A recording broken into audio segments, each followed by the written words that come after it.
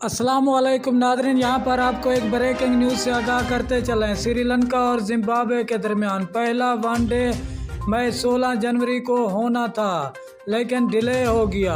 हम आपको मुकम्मल अपडेट से आगाह करेंगे। इससे पहले अगर आप हमारे चैनल पर न्यू हैं या पहली बार विज़िट कर रहे हैं तो चैनल सब्सक्राइब करें, साथ दिए गए बेल आइकन को ऑल पर कर दें ताकि हर नई आने वाली वीडियो आप तक बआसानी पहुंचती रहे। तो आपका कीमती वक्त ज़ाय किए बगैर चलते हैं वीडियो की तरफ। कोलंबो APC 11 जनवरी 2022 जिम्बाब्वे की क्रिकेट टीम रवां माह श्रीलंका के खिलाफ 3 वनडे इंटरनेशनल मैचों की सीरीज खेलेगी।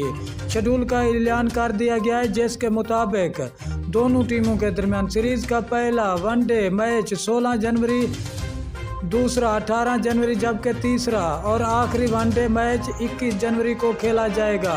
तमाम मैचेस केली स्टेडियम में खेले जाएंगे। जिम्बाब्वे की टीम की क़यादत में श्रीलंका पहुंच चुकी है। पहला मैच डिले हो गया, वजह अभी तक सामने नहीं आई। जो ही वजह सामने आती है हम आपको अपडेट से आगाह करेंगे। शुक्रिया नाज़रीन, हमारी वीडियो देखने का। मिलते हैं नेक्स्ट वीडियो।